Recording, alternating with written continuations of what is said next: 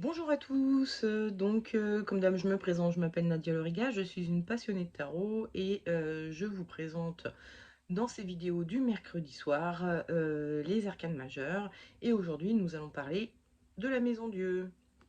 Donc juste après le diable, c'est assez rigolo de tomber sur la maison Dieu, comme si les créateurs du tarot avaient voulu voilà, hein, passer du côté un peu diabolique, instinctif, et voilà, tout le côté ouais, par-animal que nous avons, et pour aller tout de suite après sur, bon, il y a le noir, mais il y a le blanc aussi, tout le côté sagesse et spiritualité, et confiance, foi en la vie, etc. Bref, je vais commencer par vous montrer donc d'autres cartes du tarot de Marseille. Hein, on commence avec les tarots de Marseille, comme d'hab. Là, c'est donc, ah voilà, j'ai oublié de vous dire, ça c'est le tarot Meunier, créé par Kevin Meunier. Ça, c'est le Kamon Jodorowsky, dont Jodorowsky est l'illustrateur. Ça, c'est le Grimaud. Grimaud étant l'éditeur, le dessinateur étant Paul Marteau. Ça date des années 30. Ça, je sais pas trop, je dirais années 70, 80 peut-être. Ça, c'est années 2010 passé. Et nous avons un facsimilé d'un ancien jeu de tarot, le tarot Madenier. C'est un facsimilé, donc c'est vraiment à ça que ça ressemblait. Donc là, c'est 1874, si je me souviens bien. Donc voilà, hein, 19e siècle. 19e siècle, oui. Je me mélange toujours, moi, les chips, ça. Et puis c'était comme c'est 1800, mais ça veut dire c'est 19e siècle, ça me perturbe un peu. Bref, qu'est-ce que je voulais dire? Oui, le Madenier, donc, qui est un tarot de l'époque. Donc on voit que malgré comment dire, les années, les périodes qui sont différentes, nous avons quand même toujours la même facture. C'est la même chose partout, partout. On a les dessins qui sont à peu près exactement pareils, hein. Bon, les couleurs peuvent changer, surtout sur le Grimaud qui est totalement moche parce qu'il a que 4 couleurs, donc forcément ça va pas loin. Au moins les autres, même au Moyen-Âge, ils avaient du vert, hein. Et puis des nuances de bleu, hein. Il y a le bleu clair, le bleu foncé. Et puis, enfin bon, voilà, c'était quand même euh, voilà, un peu plus. Voilà. Le Grimaud est quand même vraiment un tarot un peu raté, mais qui a été pendant très longtemps, du moins en France, le seul et unique que nous trouvions. Euh, voilà. Et puis après arrivent, bon, voilà, les tarots modernes, qui sont effectivement, bon, alors c'est plus numérique, hein, on voit que ça a été fait pour être bien, voilà, il n'y a pas de couleur qui dépasse comme ici. Alors oui, ici, voilà, là, vous voyez que ça dépasse un peu la couleur et tout ça, parce que ça c'est du fait main, mais on est vraiment dans le même esprit. La dernière fois, ou je sais plus quand, sur quelle carte, je vous avais dit que le tarot d'Oswald Wirth, qui est pareil, 19e siècle, mais fin 19e. Alors non, alors attendez, je suis en train de dire des conneries, ça c'est 18e siècle, pardon, c'est 1784, un truc comme ça. Et ça c'est 19e siècle. Donc avec des techniques d'impression un peu meilleures. Et puis surtout, ça a été redessiné, mais c'est pas pareil. On voit bien que la tour, là, elle a une forme un peu plus évasée, que les personnages, là, ils se prennent des briques sur la tête. On n'est pas du tout dans la même ambiance que là où on peut s'imaginer qu'ils font des cabrioles. Non, là, ils sont... alors lui, on sait pas trop, il pourrait faire des cabrioles, mais enfin bon, il y a quand même une brique qui lui arrive dessus, hein. Là, c'est pas, on n'est pas sur le même... c'est pareil, ici on voit, c'est un soleil, ouais.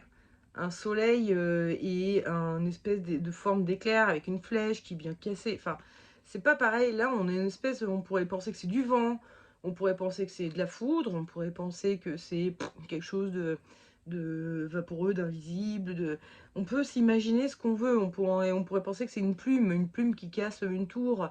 On pourrait, voilà, on pourrait imaginer ce qu'on veut, en fait. C'est tout l'intérêt, je trouve, du tarot de Marseille. Et donc l'autre jour, j'entends une vidéo d'Alexis Tournier, hein, qui est un tarologue qui propose des formations, des consultations, bref. Il a beaucoup étudié l'histoire du tarot, etc. Et il a dit que l'Oswaldir, c'était un tarot de Marseille. Et alors, je sais pas s'il a dit ça parce que il n'y a pas l'inversion comme avec le Rider-Waite, parce qu'en fait, en gros, on met le tarot de Marseille d'un côté et le Rider-Waite de l'autre, où il y a l'inversion entre la justice et la force, ou qui n'ont pas les mêmes numéros dans les deux jeux, enfin, qui seront inversés hein, dans le Rider-Waite. Je sais pas s'il a dit ça pour ça. Oswald Wirth a appelé ce tarot le tarot des imagines du Moyen-Âge parce qu'il s'est beaucoup inspiré de ce genre de tarot pour créer son tarot à lui. Mais c'est quand même pas la même chose. Moi, je suis désolée, j'ai du mal à dire que c'est un tarot de Marseille, au même titre que par exemple Visconti Forza. Alors moi, j'en ai pas d'exemplaire, hein, sinon j'aurais adoré vous faire un comparatif avec le premier jeu de tarot retrouvé, enfin le plus ancien jeu de tarot, plus exactement, parce que c'est pas forcément le premier, mais c'est le plus ancien qu'on ait jamais retrouvé. Il manquait seulement 2 cartes, je crois, dedans, donc on a dû un peu réinventer dans le style, et on savait grosso merdo à quoi elle ressemblerait. Donc voilà, on les a un peu réinventés. C'était le diable, je crois, et peut-être bien la maison Dieu, ou je sais plus.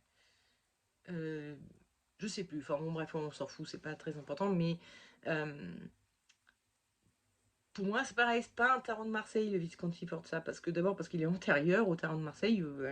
Enfin, le tarot de Marseille, c'est vraiment un tarot qui a été créé à Paris. Cherchez pas, c'est pas logique, hein, mais à un moment donné, ça s'est beaucoup imprimé sur Marseille, donc on a appelé ça le tarot de Marseille. Mais ou alors il y a des gens qui ont des théories un peu plus, voilà, en fait ça viendrait de Marcel Fissin, donc auquel cas, si ça vient de Marcel Fissin, oui effectivement le Visconti Forza est un tarot de Marseille, parce que voilà, c'est l'époque où est né le tarot, c'est à peu près l'époque de Marcel Fissin. Mais bon, moi j'y crois pas trop à cette histoire. Je crois surtout que ça s'appelle le tarot de Marseille parce qu'il y a eu un moment où le gros des quartiers était à Marseille, donc on appelait ça le tarot de Marseille. Mais en fait, c'est pas, ça n'a rien à voir avec la ville de Marseille, c'est pas là qu'est né le tarot, et ni le tarot dit de Marseille, il est né à Paris. Et il est né à Paris sous cette forme. Donc celui-ci est arrivé après, est inspiré censément des tarots anciens, quels qu'ils soient, parce que c'est pas forcément que du tarot de Marseille, c'est le Visconti Forza, tous les tarots un peu annexes. On parle du tarot d'Henri IV qui n'a rien à voir. On n'a pas retrouvé toutes les cartes, je crois, du tarot d'Henri IV, donc on a quelques cartes et en fait il s'avère que ça n'a rien à voir. Il y a des tarots où à la place je crois, de l'empereur et de l'impératrice, on a Junon et son gars, là, je sais plus qui c'est. Euh, c'est pas Zeus, non? C'est lequel est le mari de Junon? Enfin bon, bref, on s'en fout, c'est pas très important. Bref, il y a d'autres sortes de tarot que le tarot dit de Marseille. Parce que le tarot de Marseille, pour moi, bon bah il a une logique. Effectivement, il faut respecter. Le fou n'a pas de numéro. Le 1, c'est le battleur. Et surtout, voilà, justice et force ne sont pas inversées. Ok, il y a cette structure-là. Ensuite, il y a aussi une imagerie pour moi. Hein. Moi, je ne suis pas historienne. Ok, on est d'accord. Donc si, comment dire, Alexis Tournier, qui est quand même qui a fait beaucoup d'études, beaucoup de recherches sur le tarot, ça j'en conviens, dit que ça c'est un tarot de Marseille, vous avez le droit de le croire, vous avez le droit de le penser. C'est juste que moi, ça me fait bizarre. Je trouve ça bizarre parce que pour moi, un tarot de Marseille, ça ressemble à ça. Ça ressemble pas à ça. Même si, évidemment, c'est très fortement inspiré du tarot de Marseille. On est vraiment sur de l'imagerie, voilà. Il a essayé de respecter le côté, il y a une tour, il y a un truc qui lui arrive dessus, il y a les personnages qui font des cabrioles. Bon, on est quand même sur, voilà, hein, il n'a pas fait n'importe quoi. Mais on va voir aussi, donc, du coup, maintenant, avec le Rider-Waite, donc Rider, l'éditeur, Waite, celui qui a écrit, et Smith, celle qui a illustré, ce jeu-là en particulier, le jeu originaire. On est un peu sur le même délire, hein. Il y a une tour, il y a un truc qui lui arrive dessus, le chapeau il saute, les personnages y tombent, voilà, hein, bon. Et pourtant, ça, ce n'est pas un tarot de Marseille. Alors pourquoi? Bref, C'était une petite, voilà, un petit aparté comme ça que je vous donne parce que j'ai entendu Alexis Tournier dire que ça c'était un tarot de Marseille, ce qui m'a paru bizarre personnellement. Mais voilà, hein, peu importe, on s'en fout. Donc, on a donc, voilà, hein, le Rider-Waite Smith et le Oswald Wirth, où on voit, bon, bah, hein, on est toujours sur une tour, hein, on est toujours avec des personnages qui se cassent un peu la gueule, ce qui n'est pas du tout, hein, vous le voyez sur les tarots de Marseille. Alors attendez, je vais vous en montrer un où c'est un peu plus, peut-être mieux dessiné, moins flou au niveau de l'image. On peut s'imaginer que celui-là, il est en train d'essayer de faire le poirier, quoi, hein. On peut, voilà. Là, on peut moins, quoi. On voit bien qu'ils se prennent des briques sur la gueule, on voit bien qu'ils tombent de la tour, on sent clairement qu'ils sont jetés de la fenêtre, quoi. C'est pas le même délire. Et puis, je vais vous montrer donc les deux autres petits jeux de tarot que j'ai, de Rider-Waite, de style Rider-Waite. Donc là, on n'est plus sur les illustrations de Smith, évidemment. On est sur des illustrations totalement modernes, faites par des artistes modernes. Donc les deux sont des artistes asiatiques dont je n'arrive pas à prononcer les noms. Je suis désolée, très désolée. Ça, c'est le tarot de la forêt enchantée. Et ça, c'est le tarot, le Silhouette Tarot. Le tarot Silhouette. Hein. C'est pour ceux qui ne comprennent pas bien mon anglais super bien prononcé. Donc, où on voit, ben... il y a des bonhommes qui tombent, oui. Oh, c'est drôle. Il est vraiment drôle ce jeu. Il est très marrant. Vous n'allez pas du tout vous rendre compte. Mais là, on a un petit cochon. Parce que le principe de ce jeu-là, c'est que des animaux hein, qui sont représentés. Et ça, c'est un espèce de petit chien. Un petit chien trop marrant, trop rigolo. Bon, bref, ils sont quand même dans la même galère. C'est-à-dire, ils sont obligés de se jeter par la fenêtre parce qu'il y a la tour qui prend feu. Et alors là, c'est encore pire. On a des mains un peu, tu sais, en mode... on a l'impression que c'est des... Comment on appelle ça? Des zombies qui sortent de terre, là. Et puis, il y a pareil, hein, les personnages qui sautent. Et puis, il y a surtout ce gros éclat, là, on sent le bruit, le côté tout explose et tout ça, qui est très puissant sur cette carte aussi. Donc voilà, on est vraiment, ils ont quand même tout de même bien respecté. Bon, il y a une tour, il y a des personnages qui en tombent, il y a un éclair, il y a la tête qui saute, voilà, qui sont eux-mêmes inspirés des tarots de Marseille. Bon, bref, on est quand même sur quelque chose, si vous avez envie d'utiliser, c'est tout l'intérêt, donc hein, je vous le répète à chaque fois, des Rider-Waite Smith, c'est qu'il y a des artistes modernes qui les illustrent, et donc que c'est plus sympathique, moins moche, on va dire. Vous pouvez carrément plus vite attirer par des jeux de ce type-là, de style Rider-Waite. Et autre avantage de Rider-Waite, hein, je vous le dis à chaque fois aussi, mais il y a les mineurs qui sont illustrés, donc vous pouvez vous en servir beaucoup plus facilement que les tarots de Marseille classiques, ou les mineurs, je vous en sors un. Voilà, hein, ça c'est As de coupe, de coupe, oui, bah oui, c'est de coupe. Je sais pas pourquoi l'as de coupe est mêlé au denier, mais bon, écoutez, c'est comme ça. Donc, ah, et peut-être lui, il va là. Ah oui, tout à fait. En fait, il était devant, il fallait qu'il aille derrière. Bref, alors, à part évidemment les figures, ou on appelle ça aussi les cartes de cours, euh, voilà, hein, ça c'est illustré. Donc ça, on pourrait encore arriver à s'en servir, entre guillemets, juste en lecture, comme ça, mais après on tombe sur, bah voilà, hein, un 10 de denier, ben on a 10 deniers, un 9 de denier, ben on a 9 deniers, etc., etc., etc., jusqu'à l'as. Bah, d'ailleurs, c'est sur l'as qu'il y a la date, donc 1709, je dis pas du tout en 84, 1709, hein, je sais pas si vous voyez là, ça c'est la date de création du jeu. Donc c'est souvent sur les as de denier que sont marquées les dates des jeux. Et en particulier les jeux anciens. Je ne sais pas si les modernes pensent à le faire aussi. Certains le font. Kevin Meunier l'avait fait sur son jeu, si je me souviens bien. C'est daté et signé aussi sur l'as de denier. Hein, on voit... attendez, je vais reprendre la carte toute seule. Hop là, ma batterie qui fait des siennes. C'est écrit ici Madenier. Donc c'est écrit Pierre Madenier, quartier du Prince, 1709. Voilà, Pierre Madenier, quartier du Prince, 1709. Comme ça, hop. Comment on fait? Comment ça tourne? Putain, moi je suis à l'envers, ça va pas du tout. Bon, bref, vous avez compris. N'importe quoi, c'est pas l'As, c'est le 2 de denier. Excusez-moi, c'est le 2 de denier sur lequel vous allez trouver les dates. Peut-être des fois sur l'As, peut-être des fois, bon, bref, ailleurs. Des fois, c'est écrit là, les dates.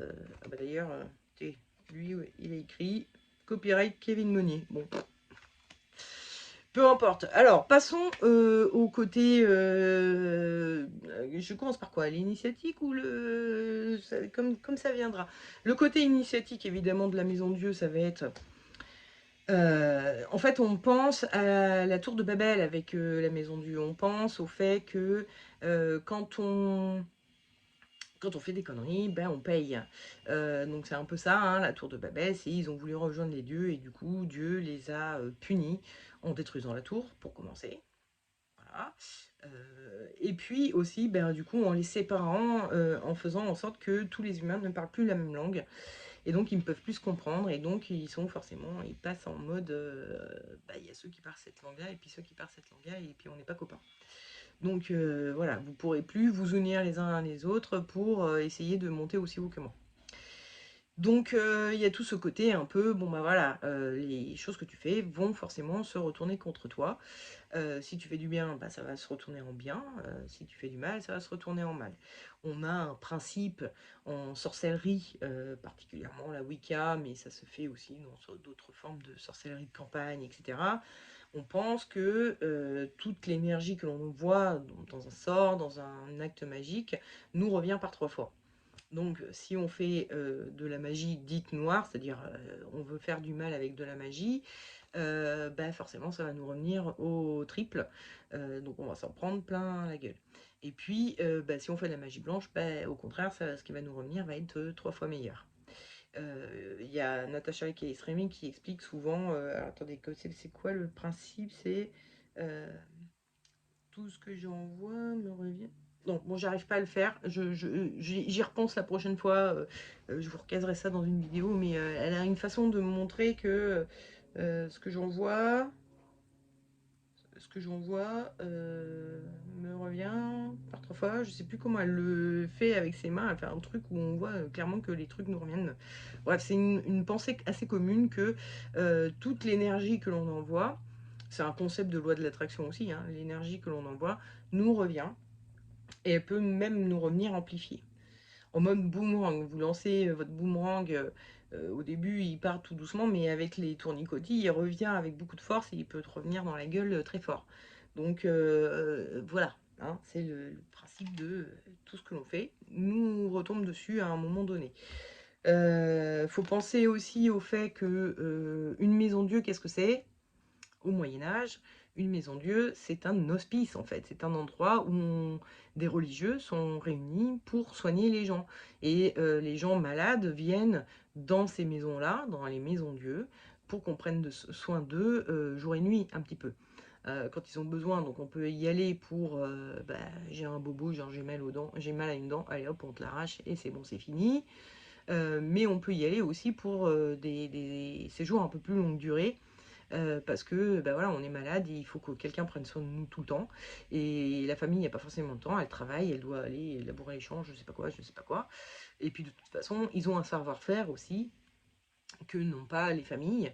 Ils connaissent les plantes, ils connaissent comment dire, faire des bandages, ils connaissent voilà, des choses que les gens ne connaissent pas, du commun des mortels ne connaissent pas forcément. Donc on emmène les malades à l'hospice, à la maison Dieu. C'est ça que sont les maisons Dieu. Donc forcément, en tant qu'interprétation, on va pouvoir parler d'hôpital. Et aussi, d'une manière un peu plus générale, on va pouvoir parler de bâtiments, et notamment de grands bâtiments, les bâtiments administratifs. Donc c'est une carte qui va assez facilement pouvoir vous parler de bâtiments administratifs. Ça peut aussi parler de bâtiments d'entreprise, c'est-à-dire l'entreprise, le lieu où on va travailler, voilà, notre lieu de travail.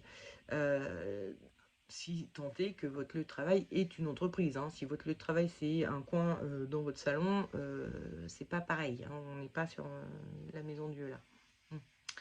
On n'est plus sur le battleur qui est un travailleur plus indépendant, etc. Là, on est plutôt sur un lieu de travail d'entreprise, avec d'autres employés, vous n'êtes pas tout seul et tout ça.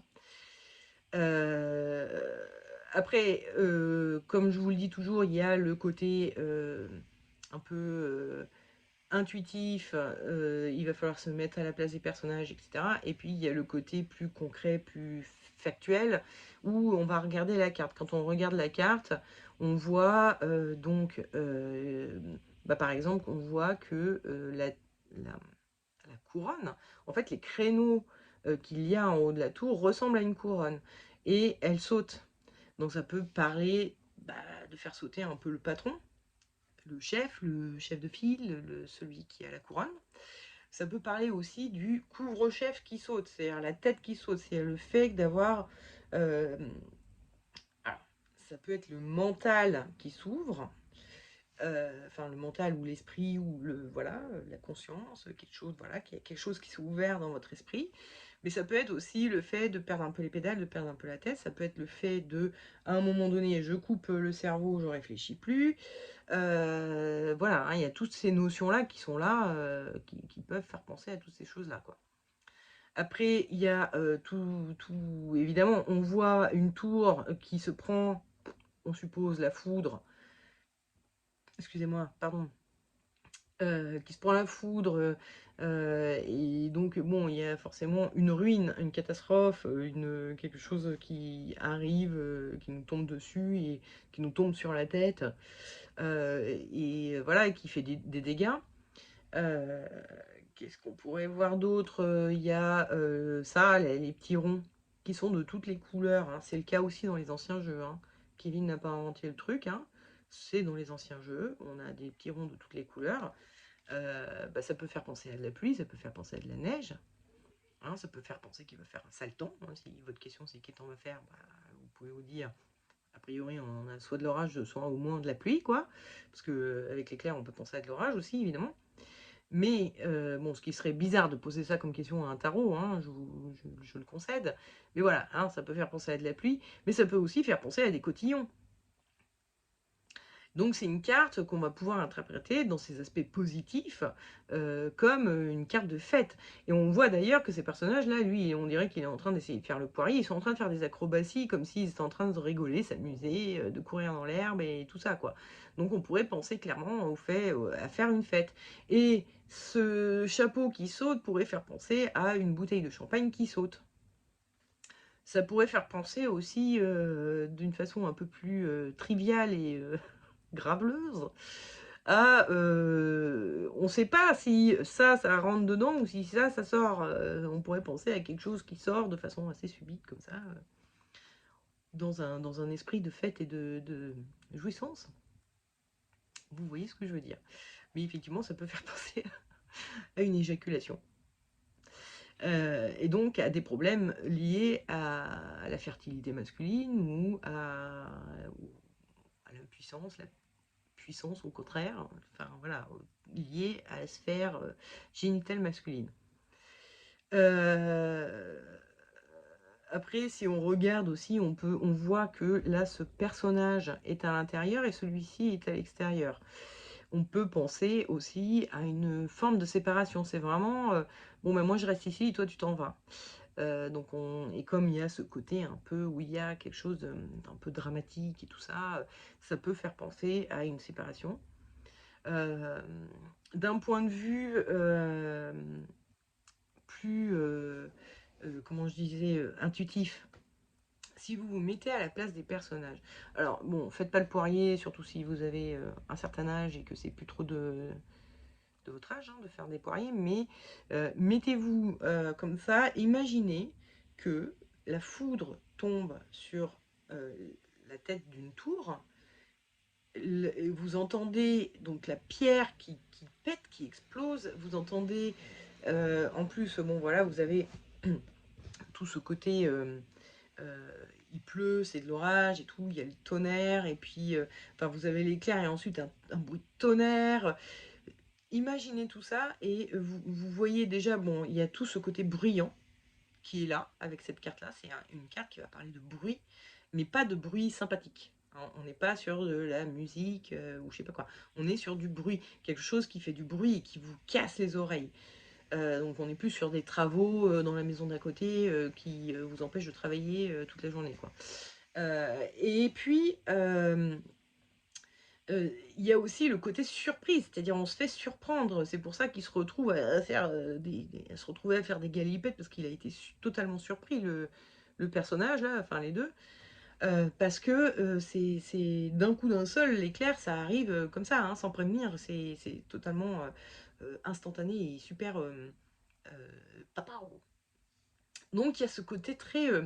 Comment on dit bon, ça qui est soudain, on va dire. Donc il y a ce côté très soudain. Il y a une forme de soudaineté avec cette carte aussi. Donc qui peut indiquer une notion de temps. Oui, ça va arriver, enfin si votre question concerne plutôt vraiment une question de durée, de temps et tout, on peut se dire ça va arriver d'un coup. Euh, ça dit pas forcément quand, mais ça va arriver d'un coup. Euh, mais c'est aussi le côté euh, on se fait surprendre, il y a de la surprise. C'est vraiment on est surpris. Donc ça va parler de surprise. Ça va parler de. Je pense qu'il y a un truc qui va t'arriver, là tu t'y attends pas du tout. Tu pensais pas que ça arriverait, et puis pouf, ça arrive. Même pas t'y pensais en fait. C'était même pas un truc que t'envisageais, et poum, ça t'arrive dessus. En bien ou en mal, hein, encore une fois, la surprise n'est pas négative ou positive, hein, c'est pas du tout, c'est juste un mot, c'est totalement neutre. Reste à savoir si ça va être une surprise positive ou une surprise négative. Ça encore, pour avoir des informations là-dessus, il va falloir tirer d'autres cartes, parce que la carte en elle-même va pas pouvoir vous dire si c'est négatif ou positif. Attention, la mise en Dieu est très très souvent considérée comme une carte très négative. Elle a des aspects positifs, hein. Comme je vous le disais, ça peut parler de jouissance, ça peut parler de fête, ça peut parler de faire des acrobaties, de vouloir rigoler, de s'amuser, et puis ça peut parler de surprise, et de surprise, de bonnes surprises. Donc voilà, hein. Ça parle aussi d'administratif, ce qui est neutre, c'est pas négatif, même si, bon, effectivement, disons que l'administratif nous met rarement en joie. Enfin, oui, que je connaisse une personne que ça met en joie. Je connais une personne qui adore faire de la paperasse. Pour elle, ce serait positif. Comme quoi, vraiment, faut pas présumer, hein, que ah là là, ça va être relou, tu vas avoir plein de papiers à faire. L'autre en face, elle va dire pourquoi ça va être relou, je comprends pas, parce que moi j'adore faire des papiers. Ah, bah d'accord, alors du coup, ça va pas être relou, ça va être super cool. Voilà, donc hein, ne présumez pas. C'est pas parce que les trois quarts des gens trouvent ça très chiant qu'il n'y a pas des gens qui aiment. Donc voilà, hein, tout le côté surprise, soudaineté, etc. Ça, c'est vraiment la façon dont ça va être senti, ressenti les choses. Parce que faut vraiment se mettre enfin, dans la situation, s'imaginer dans la situation pour comprendre cet effet de surprise et de soudaineté qu'il peut y avoir avec cette carte-ci. Puis je pense que j'ai à peu près fait le tour en matière d'interprétation. Euh, j'ai pas grand chose à dire de plus sur le reste, mais bon, après, on pourrait imaginer qu'il y a des choses à dire sur le côté. Les ouvertures sont pas vraiment à la taille des humains, donc on se demande comment rentrer dans ce bâtiment en fait. Euh, le personnage là, il est à l'intérieur, mais il sort pas par la porte, il sort par quelque chose qui. On a l'impression qu'il est obligé de ramper pour s'en extirper. Donc il peut y avoir ces notions un peu de. On a vraiment en face de nous un truc qui est impénétrable, on va avoir du mal à rentrer dedans, on va avoir du mal, c'est un cercle fermé, c'est un endroit fermé, une entreprise où il faut avoir des diplômes plus pour y rentrer. C'est. Voilà. Euh, Par contre, sans faire virer, c'est très facile. Hein, la moindre erreur, pouf, tu dégages, on te balance dehors. Là, on pourrait vraiment imaginer qu'il s'est fait jeter dehors comme ça, là, comme dans les westerns quand ils se font jeter du saloon. Ouais. Voilà. Donc, bah, je pense que j'ai à peu près fait le tour de la carte, hein, donc je vais vous laisser là, hein, avec cette maison Dieu. Et puis je vous dis rendez-vous à la prochaine vidéo pour l'étoile.